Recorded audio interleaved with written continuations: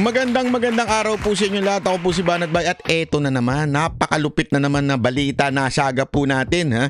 Kahit po tayo nandito sa malayong lugar, nakasasaga po tayo ng mga diyan, ng mga chika, ng mga chismis, ng mga bibwit natin diyan sa kaloob-looban ng House of Representatives. Bahay daw ng mga magnanakaw.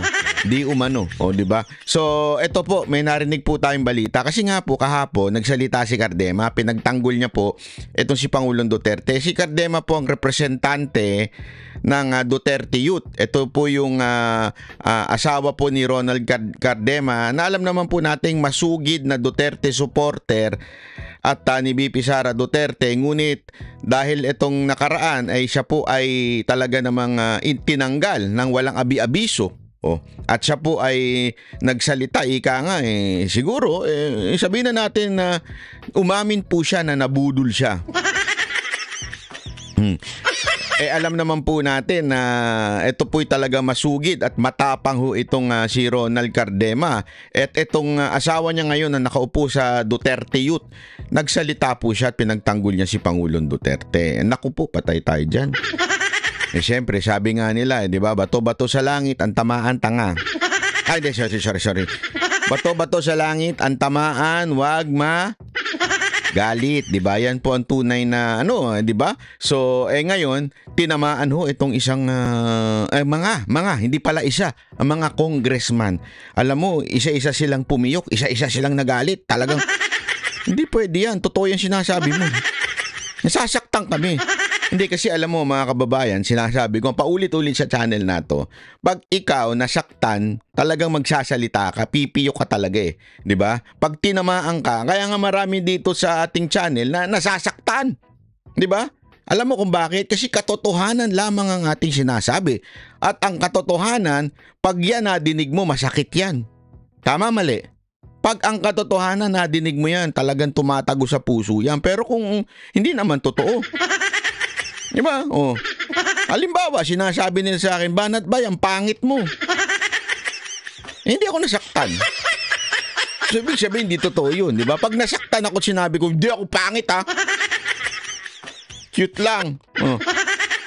Hindi, di ba? Kaya pag sinabing ikaw ay may sinabihan ka, tapos bigla nasaktan siya, alam na this. Di ba? Alam na ho natin ibig sabihin yan. Diba? Kaya nga po, mga kababayan, ito. Ang nangyari, balita ko ha, tetebesen daw siya. Naku, patay tayo dyan. Ano ibig sabihin ng tetebesen? Ibig sabihin po ng tetebesen, alam nyo naman po ginawa kay Tebes, di ba? Alam nyo naman ginawa doon. Talagang ginawa ng istorya. Pagkatapos, alam mo yon, as in pinalabas na terorista hanggang sa i-ethics na. Kasi nga po, di ba, kinikwento ko nga sa inyo, na ang ginawa doon kay Tebes noon, dahil po alam naman natin na malaking financier sa Mindanao at malakas ang hatak hindi, alam mo yun, si Tebes, aminin na natin, malakas ang hatak niya, maraming negosyo yan dyan sa Mindanao. Kaya naman po, nung hindi siya sumuporta doon sa, alam mo na, syempre, doon sa nakaupo, ayun, kailangan siyang matanggal sa kinauupuan niya. Ganyan po ang ginawa dito, gagawin daw. Ayan. Gagawin daw dito kay Cardema. Naku po. Ang sama na talaga ng ating bayan, Pagka ikaw ay kumontra sa script nila, kasi nga naman to si Cardema, bakit hindi mo kasi sinunod yung script? May script sila na idiin si Duterte, mamamatay tao si Duterte. Na walang pakialam si Duterte. Bakit mo kasi naman hindi sinunod? Kaya yan, sabi nila, di umano narinig ko, talagang gagawa ng istorya at sisibakin itong si Cardema. Naku po, patay tayo dyan. Ano ba kasi sinabi ni Cardema? Ito po kasi si Cardema, antindi na sinabi niya at pinagtanggol niya si Pangulong Duterte. At eto namang mga nainis, di ba? Wala naman pong tinutukoy si Cardema doon na masamang tao, wala naman siyang dinirek. Kung hindi yung mga, alam mo na, yung mga NPA, galit siya doon Pero wala naman po siyang tinukoy doon sa mismong mga chairman doon, pero lahat po sila pumiyok. Yan, pumiyok ko pakinggan natin This is a manifestation. Yes, Okay. Chair. Please proceed.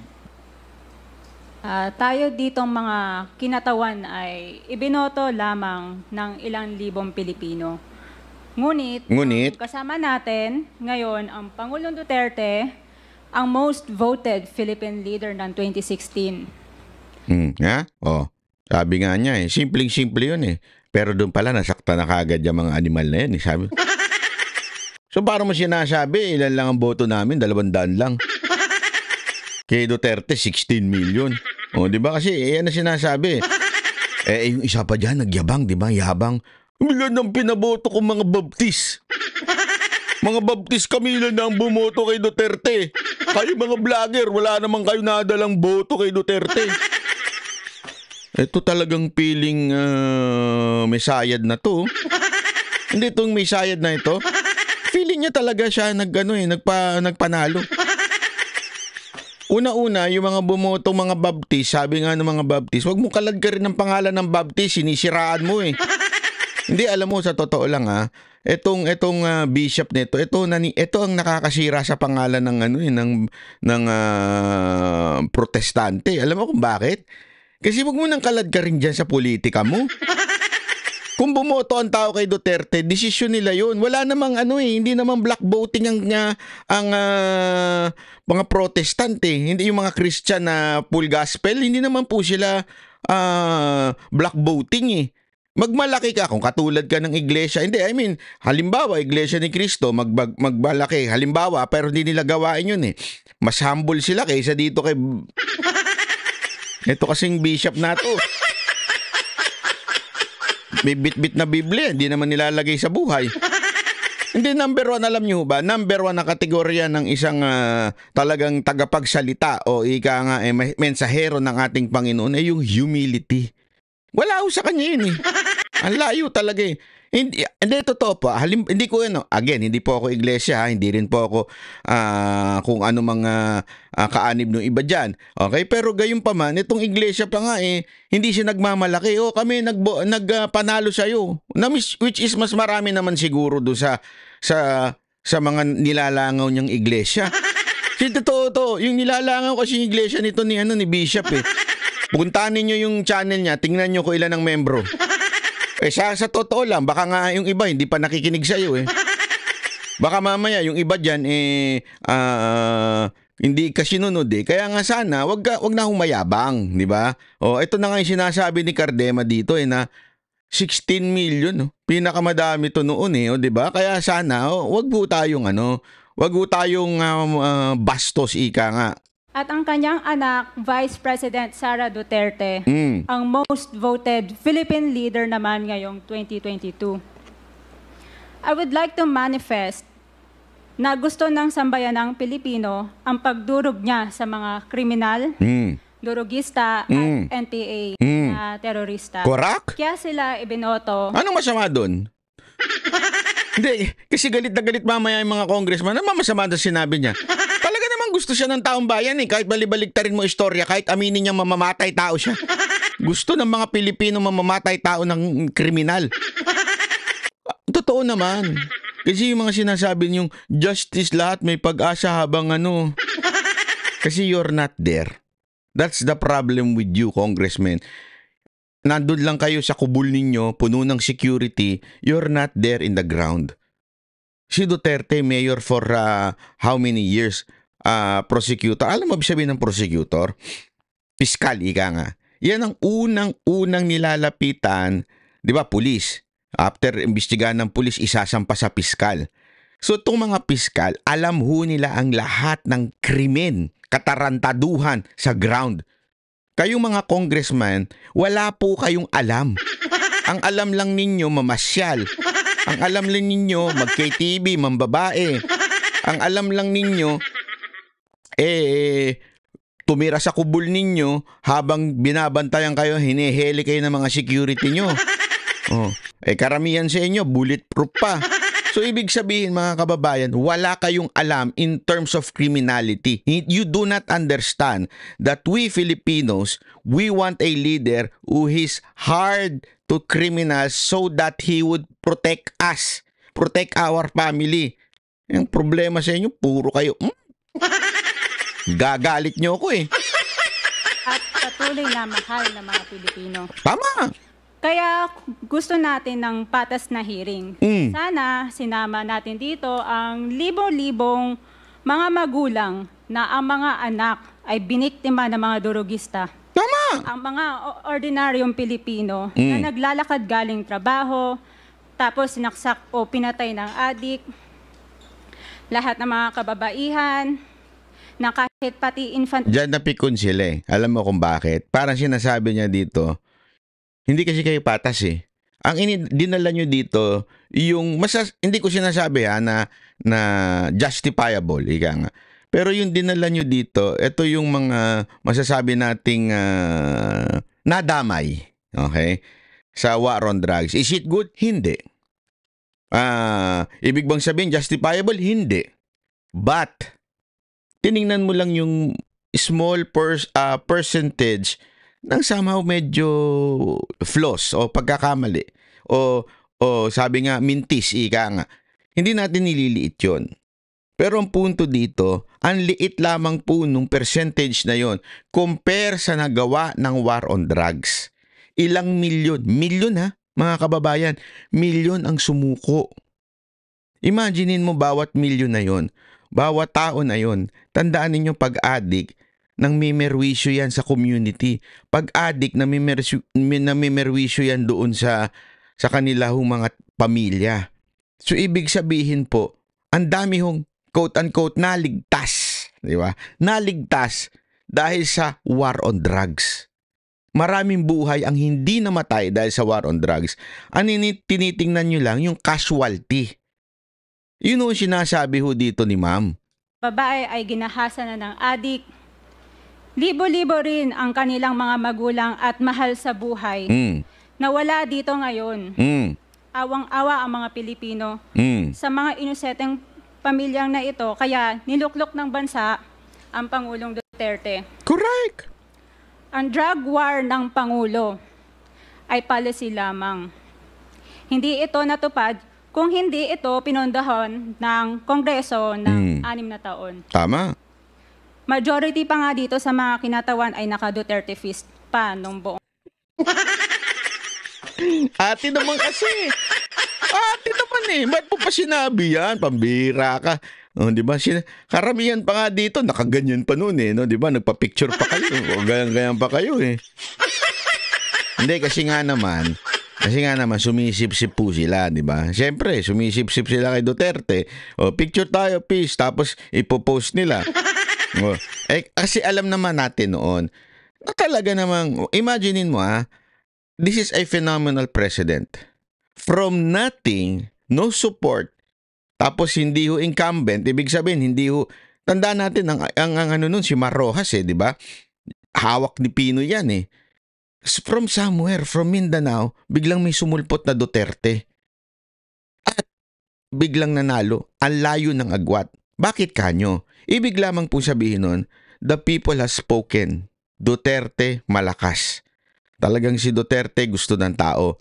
Yung pamamahala niya, kasi hindi naman niya tinago yan eh. Paulit-ulit niya sinasabi before the election, papatayin ko kayo, huwag kayong pumasok diyan, papatayin ko kayo. Paulit-ulit niya sinabi yan. And yet people voted for him. It is because yun ang gusto ng taong bayan. 'Di ba?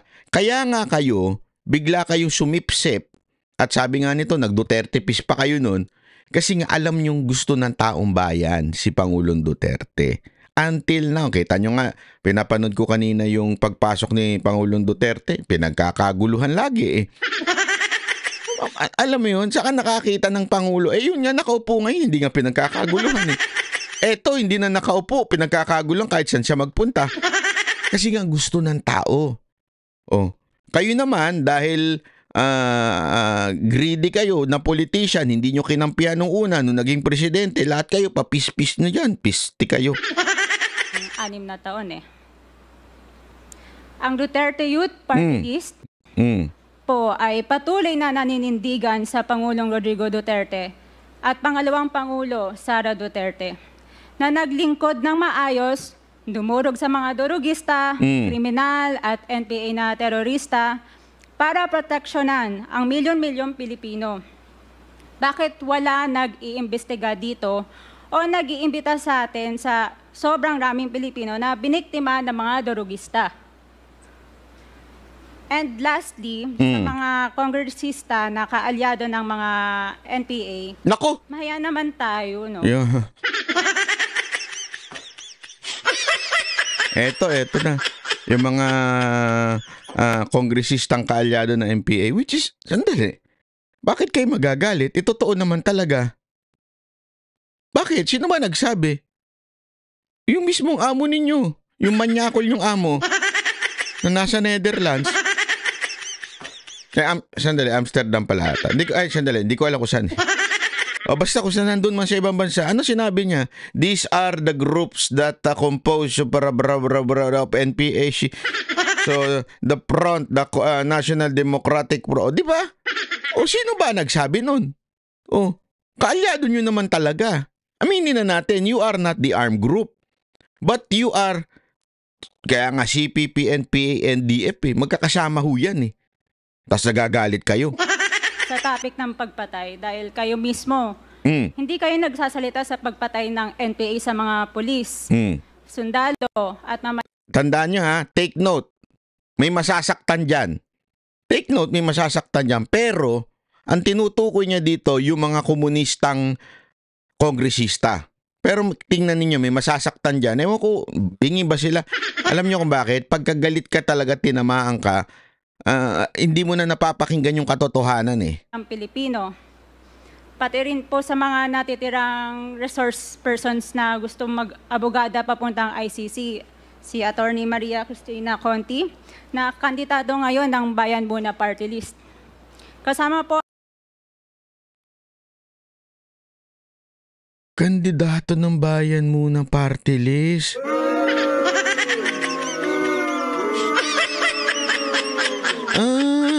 Yung sa ICC, yung Conti, kilala niyo yun?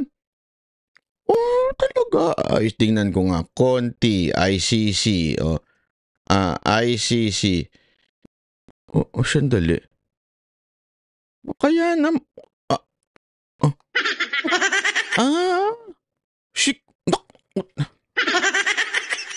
si Cristina Conti. Kandidato naman pala siya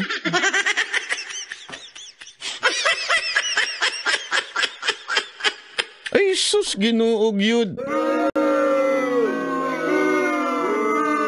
According to Representative Cardema, kandidato naman pala siya. Bakit siya ang... Kaya naman pala panay ang pamidya. Wala pala ito. Ano din? ang inyong katabi na si Nery Colmenares ng Bayan Muna. Sa NPA, nire-recruit ang mga kabataan para pabagsakin ang gobyerno at pumatay ng mga pulis, sundalo at tropa ng gobyerno. Hindi nyo naman kinokondena ang pagpatay nila. Ang kinokondena nyo ngayon ay ang dalawang naging most trusted leaders ng bansa. Naku po. Na todo effort protektahan ang Yari ka. milyong mga Pilipino. Naku, patay ka dyan. Support sa advocacy sa Pangulong Duterte, ang Duterte Youth Party List ngayon, Kongreso, ito, ang kaisa-isang nagpapanukala ng pagbalik ng death penalty para sa mga rapist, kidnappers, durugista at terorista. In behalf of the Duterte Youth Party List, kami ay nagpapasalamat sa todong suporta ng Pangulong Duterte at VP Sara Duterte Yun. sa mga tropa ng gobyerno at sa pagdurog nyo sa mga kriminal, durugista at NPA na terorista. Yan ang dapat suportahan natin. Diba suportahan natin yung mga leader na sumusuporta sa tropa ng, naku po, maniwala kayo. Galit na mga tropa. Kasi dinudurog ninyo ang isang o dalawang leader na nagmamahal sa mga tropa. Yan si Pangulong Duterte at si VP Sara Duterte. Kayo mga pulis, alam nyo yan. Sila lang talaga may malasakit sa inyo.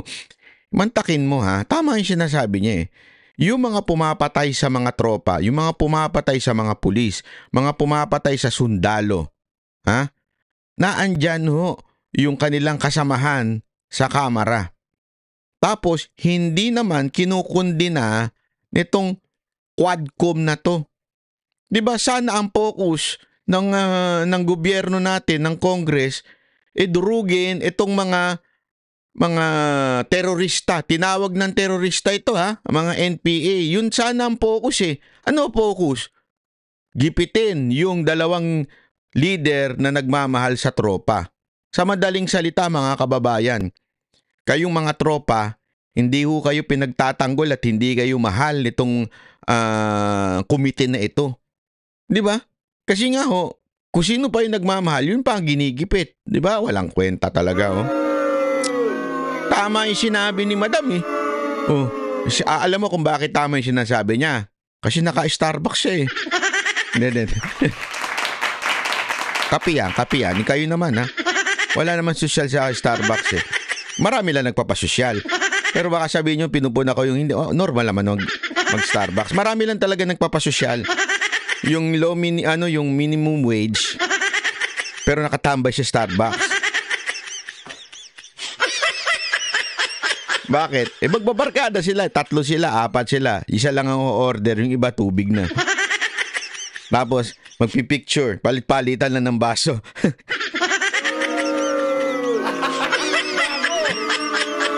Sama na ugali mo, banat bay ha? Hindi naman. Maraming salamat po, Mr. Chair, at Thank you, magandang gabi po. Congresswoman. Salamat, ma'am. Mr. Chair. Bawal po pumalakpak dito. Kung gusto niyo pumalakpak, doon kayo sa labas. Galit na naman to. High blood. Siguro may papalakpak at may natuwa doon sa sinabi. Papalakpak lang, masyado ka naman. Tinamaan ka ba, sir? Feeling ko isa ito sa tinamaan eh. Alam mo kung bakit? At isa ito sa mga sip-sip nung kay Duterte. Humihigop to dati. Mantakin mo sabihin niya, dapat tularan ng ibang bansa ang war on drugs si Duterte. Tapos ngayon siya nangunguna. Wala ka, Brad. Barbers, iikis ka sa amin. Barbers, iikis ka. Manggupit ka na lang. Maaari ba? Mr. Chair. Wala hong bastusan dito, ha? Bastusa na kagad yung papalakpak lang. Ikaw natuwa lang naman eh. Bastusa na kagad yun. Wala. Ikaw.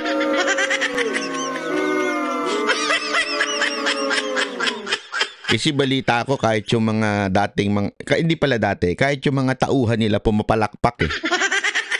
Kahit yung mga tauhan ng mga congressman tuwan-tuwa kay Duterte tsaka sa sinabi nito eh.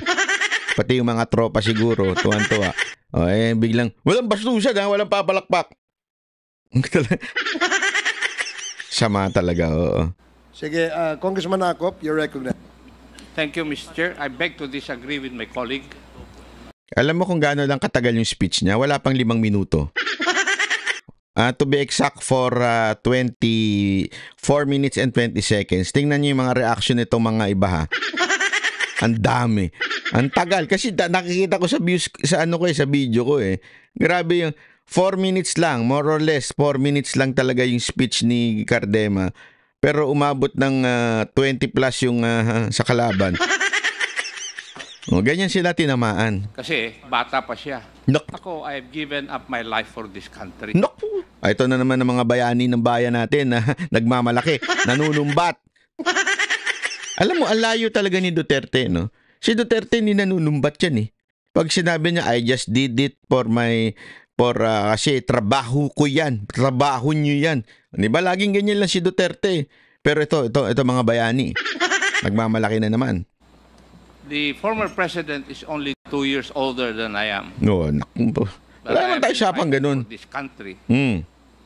I was a member of the Philippine Constabulary and became a policeman after Republic Act 6975 was enacted. This statement of my colleague betrays her ignorance. Kung gusto po niya na magpa-imbestiga, mag-file siya ng resolution and maybe refer to the appropriate. Kahit naman mag-file siya, sir. Wala naman pumapansin sa inyo. Di ba sabi nga niya, nag-file na nga sila ng bill na death penalty. Wala naman pumapansin. Alam mo, Sir, alam ko matagal na po kayo sa Kamara. Matagal na po kayo dyan. Pero you all know, pag walang basbas ng leader, kahit anong file mong paulit-ulit dyan, hindi papansinin yan at hindi yan gagawing priority sa hearing. Alam nyo po yan, sir. Huwag na ho tayo maglokohan.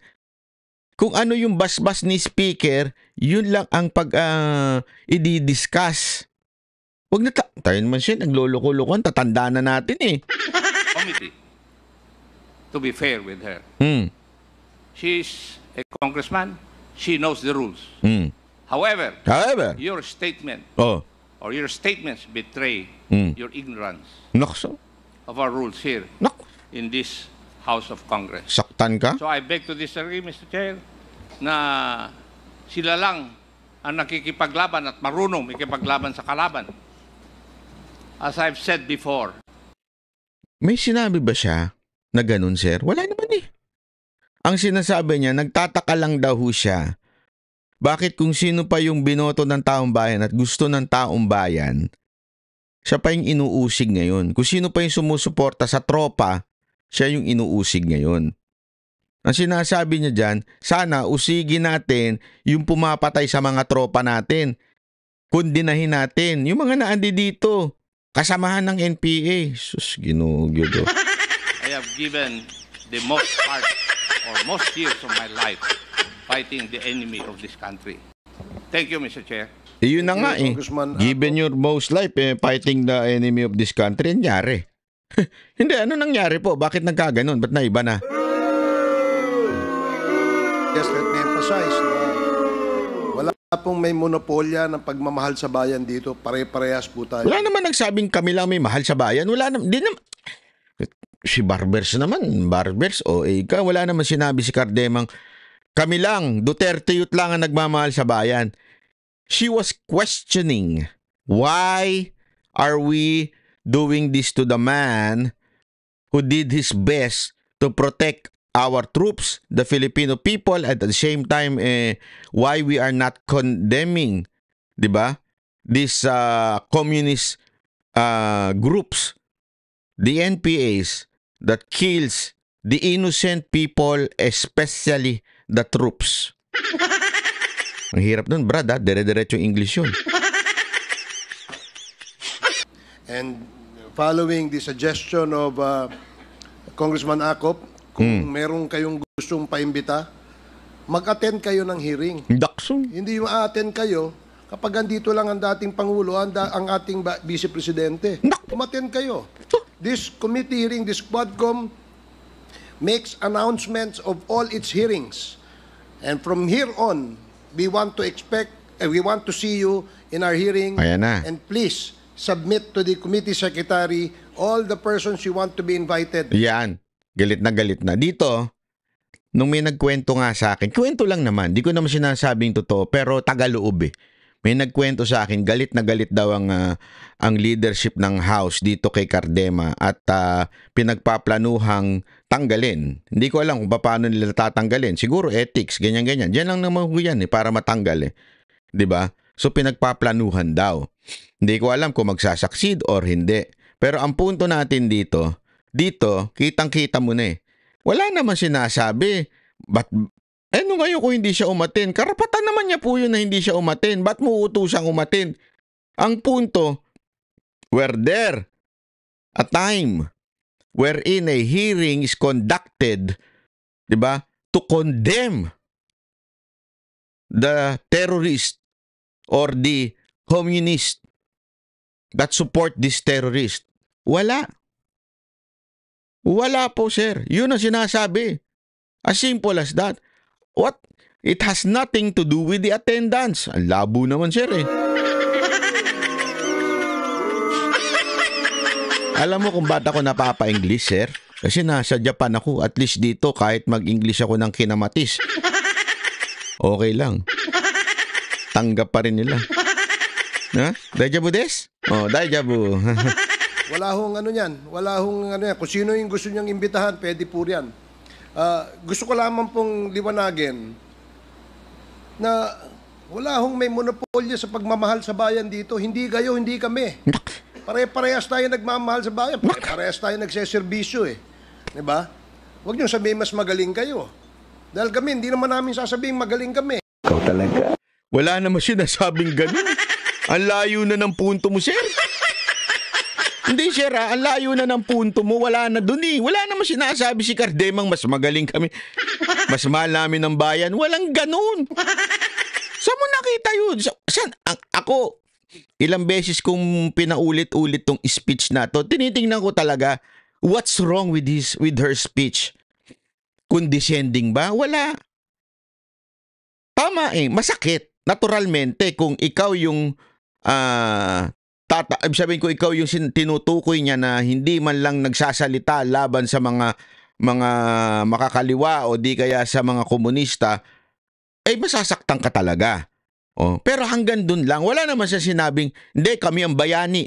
Di sana kung ako lang inandyan, magsasalita ako ng manifestation. Oh, manifestation na sasabihin ko na dito kay pangalan nito kay Abante. Alam mo, parang gusto ko nang tumakbo senador. Congressman dahil sa inyo. Hindi, pero ayoko. Kasi alam mo yun, kung ako yung kanina nagsalita si Abante, sinabi niya, ganun. Sandali, sir. Nanalo si Duterte because it is the decision of every Pilipino na nandoon sa 16 million. Hindi dahil in-endorse mo, kapal naman ng mukha mo. Gaganunin ko talaga yun eh. This is a manifestation. You have a thick face. Huh? Pinagmalaki niya pa, hindi daw humingi ng kung ano-ano. Bakit kami ba humingi? Ikaw lang ang bayani, ikaw lang ang may monopolyo ng pagmamahal sa bayan. O, di ba? Gago! Oh, dapat dyan mo sinabi yun, nung nagsalita si Abante. Dyan, hindi dito. Pero kung pagmamahal sa bayan, pare-parehas tayo. Huwag niyong sosolohin yan. Dahil wala naman nagsusolo. si Congressman Dan Fernandez. Oh, Anyway, tingnan mo na, biglang si Dan Fernandez na, biniru mo na. Kung ako dyan, pinuna ko yun eh. Manifestation, sir, this is a serious matter. Do not joke about this.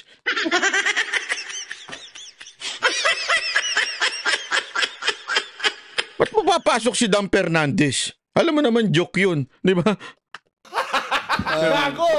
Mr. Chair. Congressman Abante and then Congressman Senior Deputy Speaker Gonzales. Congressman Abante. Yan na. Tulad din po ni Congressman Romy Acop, gusto ko ring sabihin ang ilan sa aking talambuhay. Yan na. Sumbat na naman. 1986, Mr. Chair, muntik nang bumaksak ang Pilipinas sa NPA. Yan na. Buntik nang bumagsak. So, papasok na naman yung grupo niya. Papasok na naman yung grupo niya. O, kami ang lumaban sa puro kayo, laging kayo. Mayroong 37,000 na armed NPA sa bansa. Mayroong 5 million na mass support ang NPA. That was 1986. Kinausap ko ang dating chief of staff, si FBR, upang ang aming grupo ay makipag-ugnay sa CRS. Eto na naman. Grupo ko na naman. Kinausap ko yung presidente. Grabe talaga. Mamaya may sasabihin ako sa inyo. Anong oras nyo hanggang dulo ito? I-share nyo na rin nang magkaalaman na. Oo, kasi akala mo talaga may monopolyo ito ng katotohanan eh. Tingnan ninyo. Tuloy-tuloy. Mamaya sa dulo i-share ko sa inyo. Ay tuloy-tuloy nyo lang panoorin to ha. Upang labanan namin ang MPA saan man sila naroroon.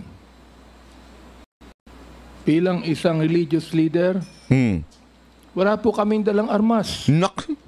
In fact, kami po ay nag-create ng grupo na ang tawag Confrontational Evangelism. Kala ko, grupo niya bida-bida. Bida-bida group. Nang ibig sabihin noon, habang NPA ay naghahasik ng lagim sa mga bayan, Wala nang kunik. kami ano? naman ay nagtuturo ng Biblia at ng tunay na kalayaan sa bayan. Ngayon, Ako din po ang isa. itong, dito mo talaga malalaman na no? Ang layo kasi. Sorry pasensya na ha. Walang Kristiyanong ganito. Sorry. I hate to say this. I really hate to say this, pero ito ang pinaka sablay pagdating po sa sa mantakin mo mismo yung evangelism. Pinagmamalaki mo, isinusumbat mo ngayon. 'Di ba? I don't understand. Saan mo nakuha yan? Even if sabihin na natin minaliit ka, nalipusta ka, pinersecute ka, wala kang makikita sa Biblia na pagka ganun, ipagyabang mo kung yung ginawa mo. Hindi, pagyabang mo yan. Di ba? Ang ano nga doon, to stay humble. Di ba? Ang paulit-ulit na alam mo, parang ikaw yung mga disipulo nung... Hindi. Nung simula lang naman naging ganito yung disipulo. Yung simula ng disipulo, di ba, nagtanungan sila, pag napunta na kami sa langit, sino ang uupo sa tabi ng Panginoon? Eto yan yung concern mo Yung maging una ka, ikaw ang, hindi pinagyayabang yung mga ganyan. Maintindihan ko pa yung mga unbeliever na magyabang ng ganyan. Maintindihan ko pa yung iba dyan na magyayabang, hindi, kami mas mahal namin ng bayan namin. Pero yung katulad mo, pagmamalaki mo na pinreach nyo gospel, alam niyo yan, lalo na po ang mga kaanib ng Full Gospel Church, hindi ho pinagyayabang yan.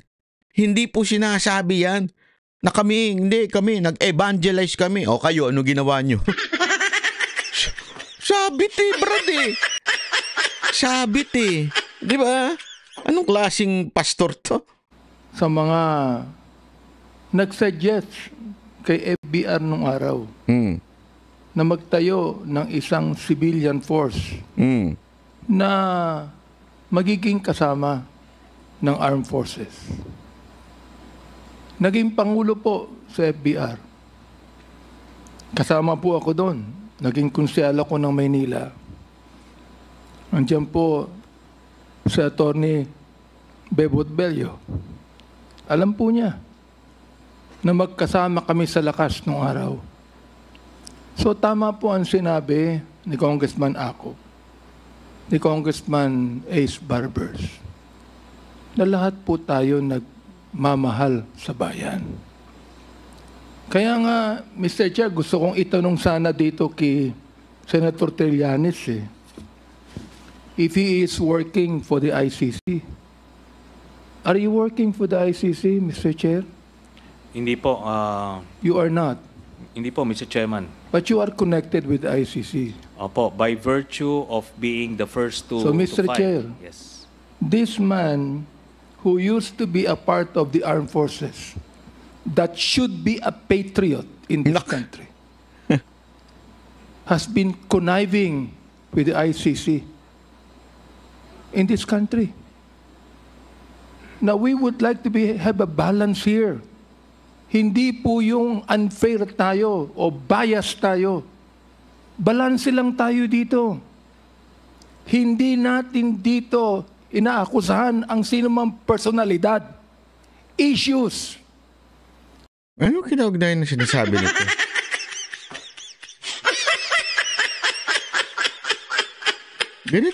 Ganito ho ba ito mag-preach? Wala nang connection?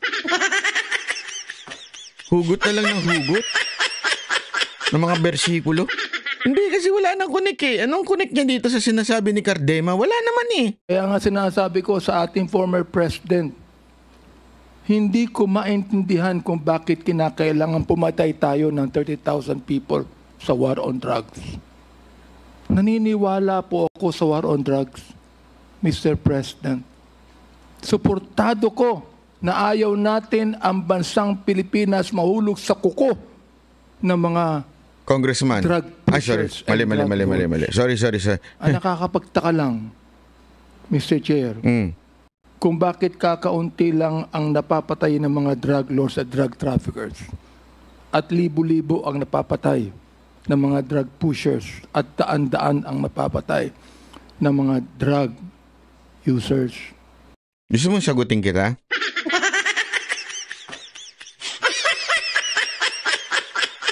Gusto mo na sagot? Na? Bakit daw, ito kasi yung paulit-ulit na niya sinasabi, bakit daw maraming namamatay na addict kesa sa drug lord? Paulit-ulit yan. Bakit libo-libong addict? Drug lord? Pasensya na ha, pasensya na. Kung may utak ka, kung meron lang naman. Na? Halimbawa, mas marami ang bato. Alam mo yung bato, di ba? Bato. Yung mga bato-bato. Tapos kesa sa sabihin na nating gold. Maraming bato. Ilan lang ang gold? Mga 5, 10 lang. Tapos isinala mo yun. Nilagyan mo na sa salaan. Sa tingin mo, ano mas madami makukuha? Bato o gold? Di ba bato? Bakit? Kasi mas marami ang bato. Anong ibig ko sabihin? Simple logic as this. The ratio between addicts, pusher, and the drug lords, malayo. Siguro, 100,000 is to 1. O 100, sabi mo na 10,000 is to 1. In other words, mga kababayan, mas marami ang addict, mas marami nagbabato kesa sa drug lord. Ilan lang ang drug lord? Naturalmente, kung mas marami ang addict, mas maraming mapapatay na addict kesa sa drug lord. Ano ba yan, sir? Simple logic as Woo!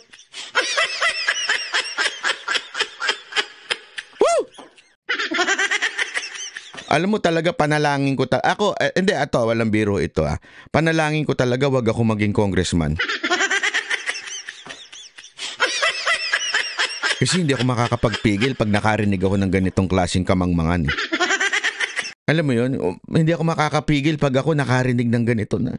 Sandali, ang layo ng comparison mo Ang layo.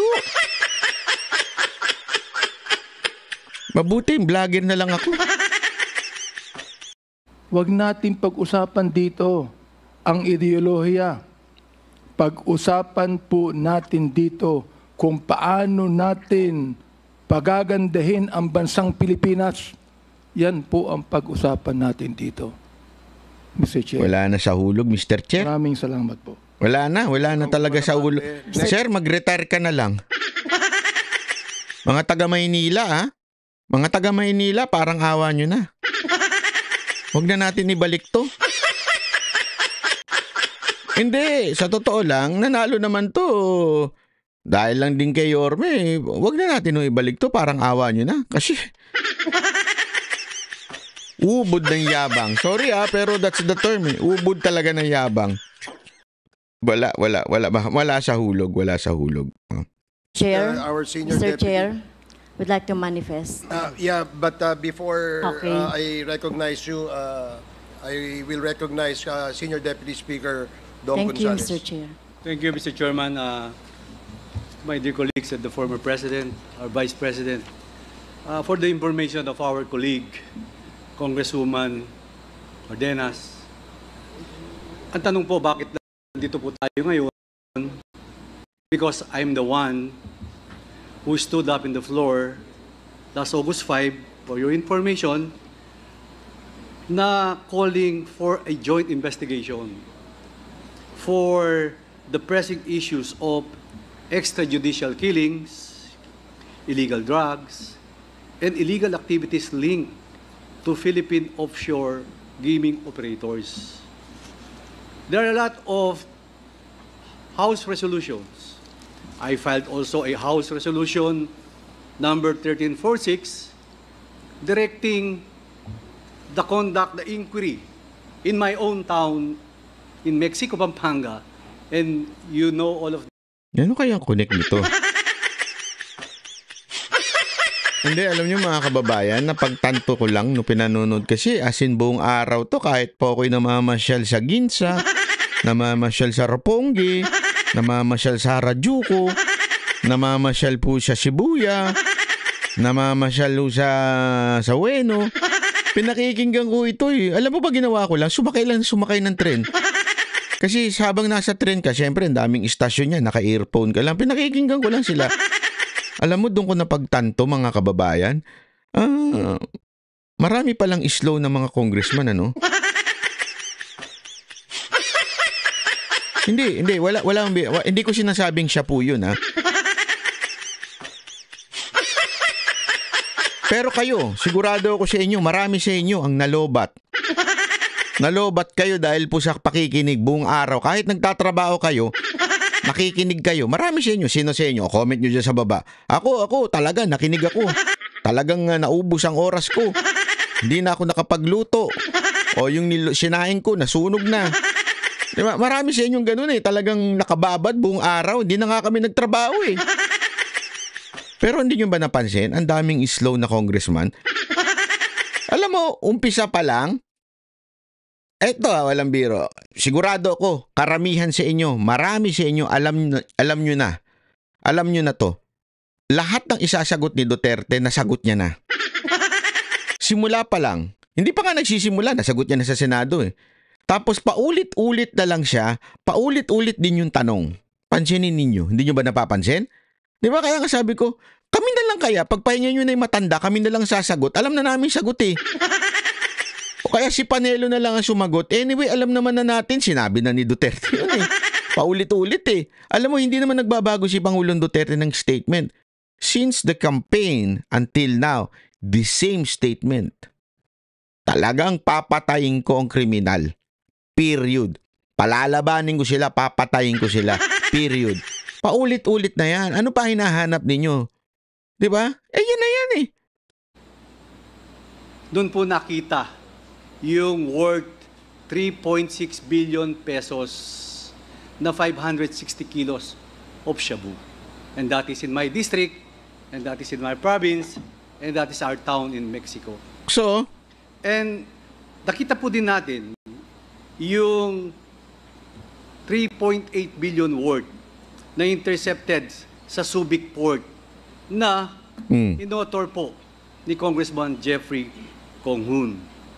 Sinabi ko po lahat ito, there are a lot of House resolutions and we have consolidated.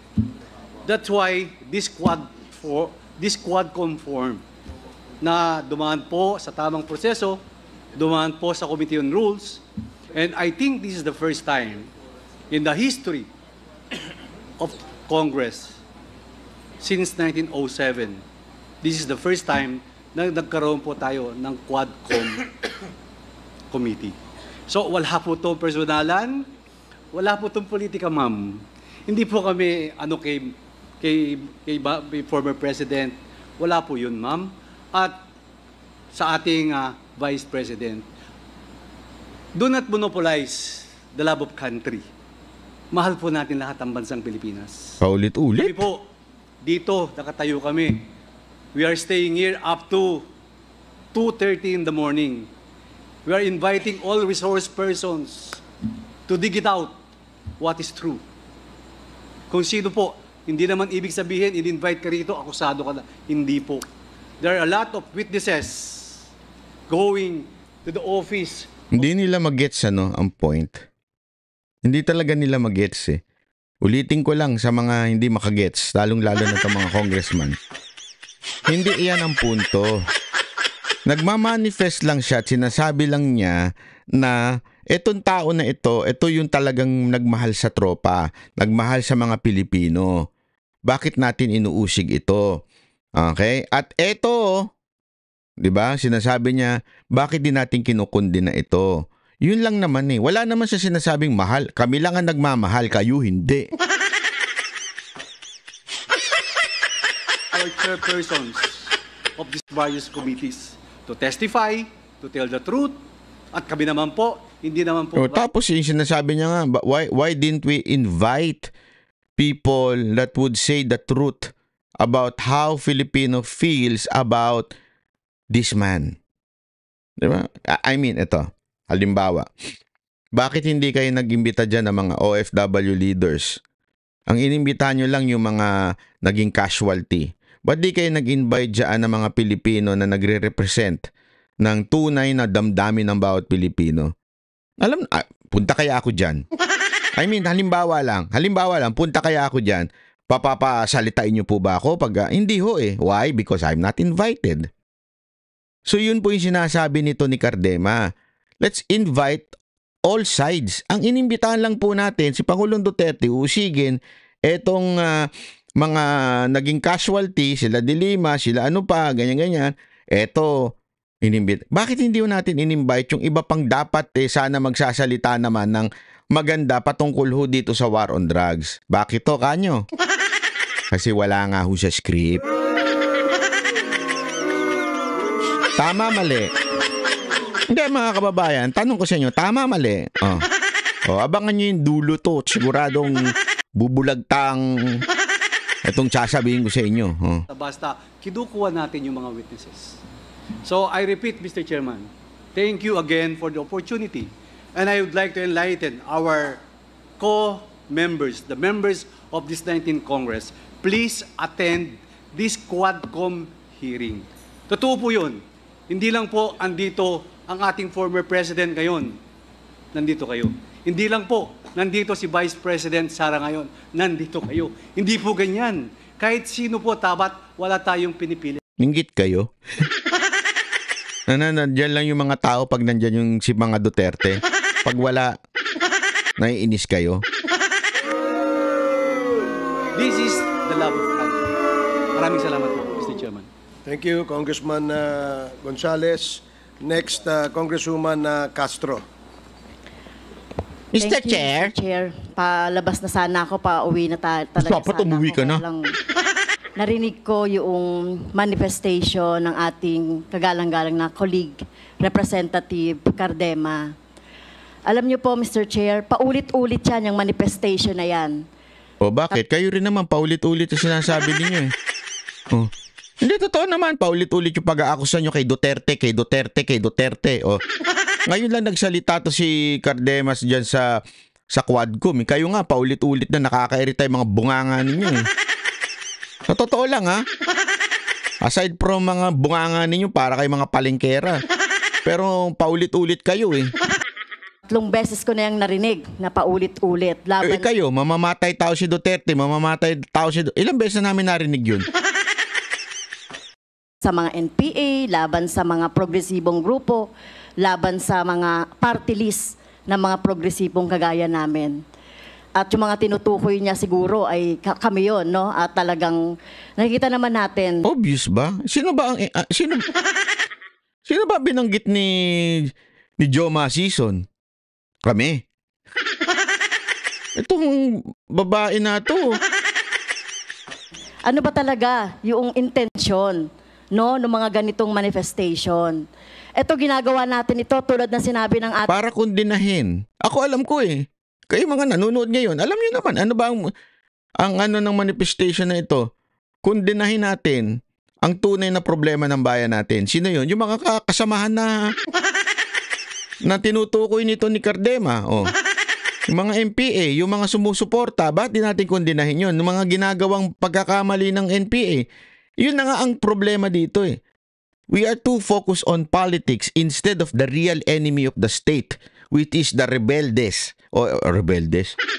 The rebels. Yun ang English yan, no? The rebels, di ba? The terrorist. Yan ang tunay na kaaway ng Estado. Hindi yung kaaway lang sa politika. Gago! English ka kasi ng English eh. The rebeldes. ng ating chair at SDS, panglabing isang araw na natin itong ginagawa, no? Nagpupuyat tayo dito, nagpapagod, hinahanap ang truth, etc. Para lang makita natin, 3,000 ang napatay, more or less, sa panahon ni President Duterte. Kulang pa nga eh, kulang. Gusto namin mas madagdagan. Ang dami ng adik ngayon eh. Kung ikaw, hindi ka natutuwa doon, hindi ako, tanungin ko lang. Ito, a simple question, Madam Castro.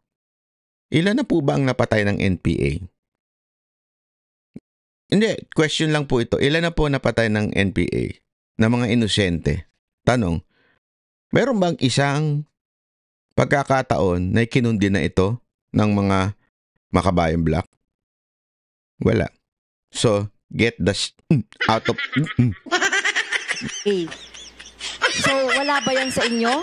Karamihan dyan, mga kabataan na walang kamalay-malay. Alam mo, medyo ano lang eh. Si Cardema kasi yung babae, medyo hindi ganun ka confrontational. Pero kung si yung asawa yan, yung lalaki, naku po, yari ka dyan. Sigurado ako, tatalakan ka dyan. Pantakin mo, sabihin mo na 3,000 na namatay na adik. Oh, ano nga yun? Gusto namin yun. Bakit? Ha? Oh. Ilan libo'y namatay dahil sa NPA? Oh, sigurado ako, hindi nyo masagot eh. Tapos sigurado ako, ni isang beses, hindi nyo kinundi na eh. Oh. Na naging biktima, Mr. Chair, ng ng mga karumal-dumal na mga pagpatay sa panahon ni President Duterte. I know, idol mo, si former President Duterte, Mr. Chair, idol ng ating colleague dito, kahit na yung ating Vice President. Pero dapat po, ang tingnan natin dito ay yung kapakanan, lalong-lalo na yung ating mga kabataan. No? Kaya po, kaya nga niya gusto na supportan si Duterte. Because Duterte are the only ones who supported the troops, the police, the AFP. And those AFP police na alam mo yun, bumabanat po sa mga kriminal, yun ang magpoprotekta sa mga kabataan. Tsaka, ma'am, wala po kayong karapatan. Hindi. So, totoo lang po. Kayo po ang least na person na magsasabing protektahan ng mga kabataan. Honestly. Bakit? You are convicted. Remember, convicted, di ba? Pagdating po sa kaso ng child abuse. So, ma'am, wala po kayong karapatan. At isa pa po, Mr. Chair, hindi natin pinapayagan sa ating committee yung pag-disrespeto sa ating mga resource person. Narinig ko rin na binabanggit yung mga pangalan ng ating mga resource person na nandito. So dapat po igalang natin yung rules kung gusto nating makatulong at gusto nating magtrabaho dito sa Kongreso. Kasi ito naman talaga yung sinumpaan natin. Ito naman talaga yung mandate sa atin.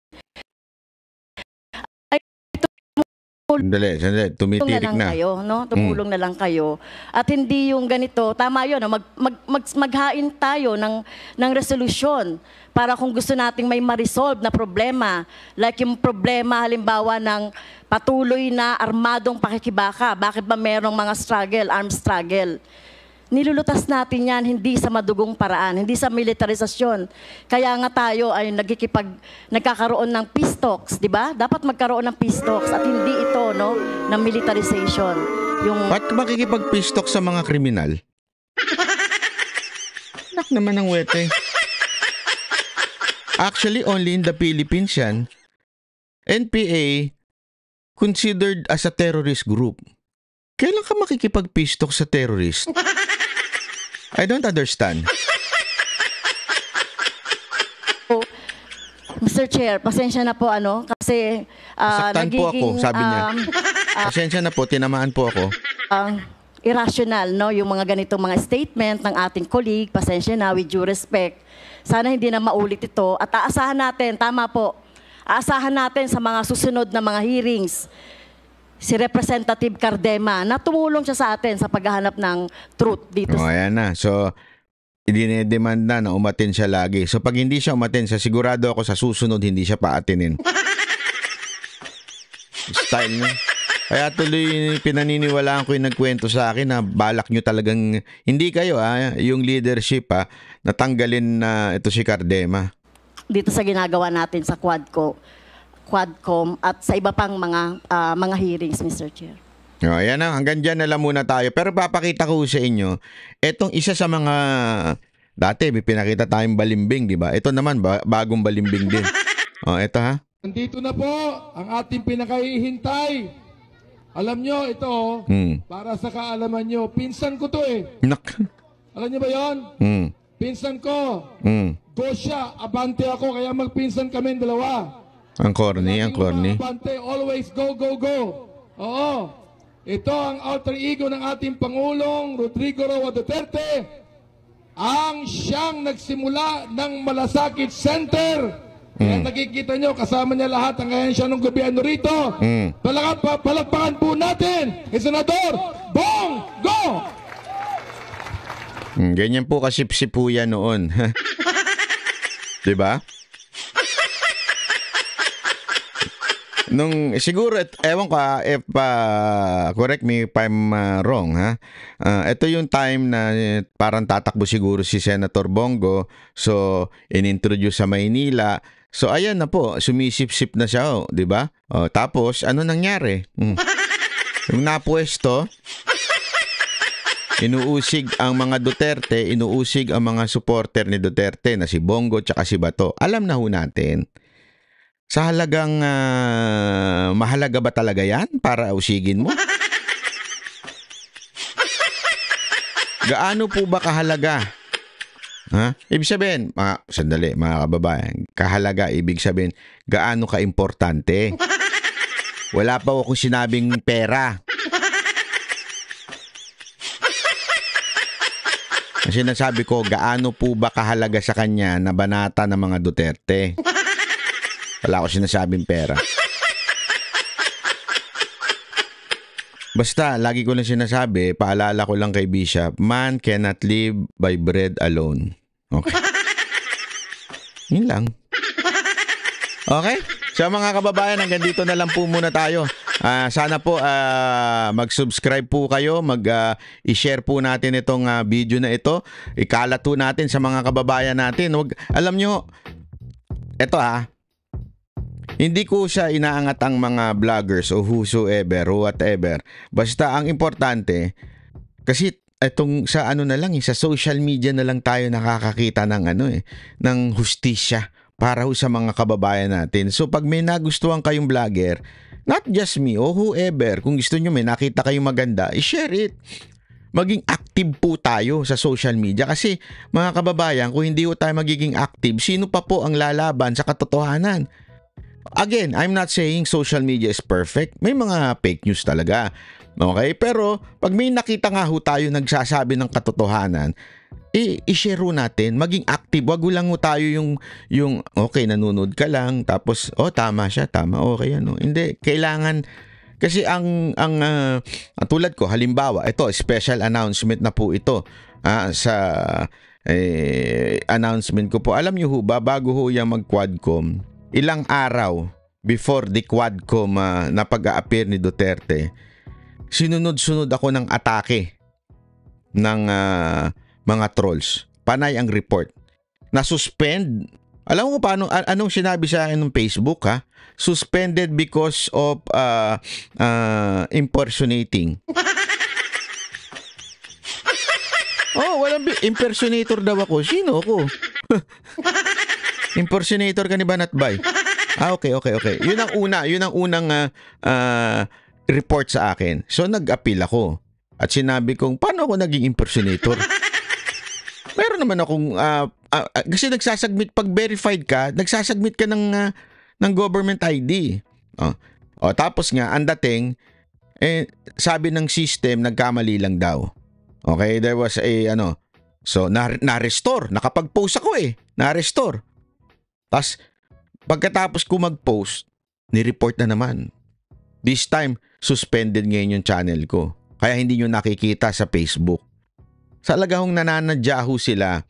Kaya nga mga kababayan, hindi ako makapag-share sa Facebook.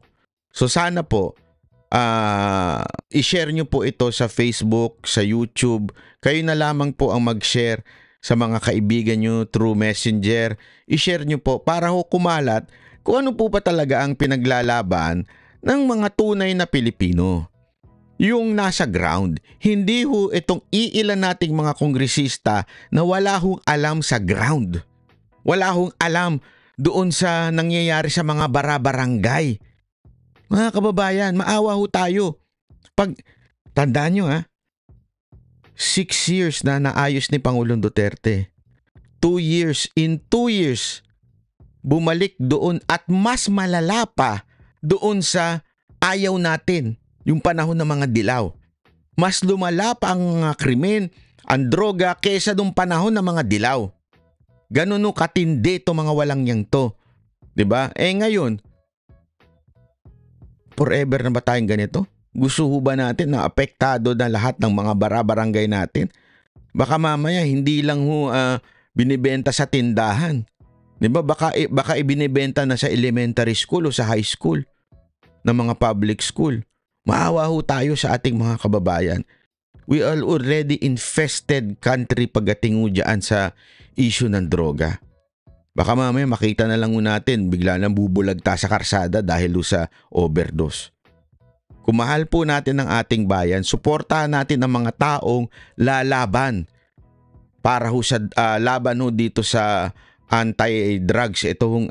Lalaban ho sa sa mga drugista, sa mga drug lords, 'di ba? Sana ho suportahan po natin. Maraming salamat po. Ako po si Banat Bay. Yan ang Banateros, boses ng ordinaryo Pilipino. Banateros ay walang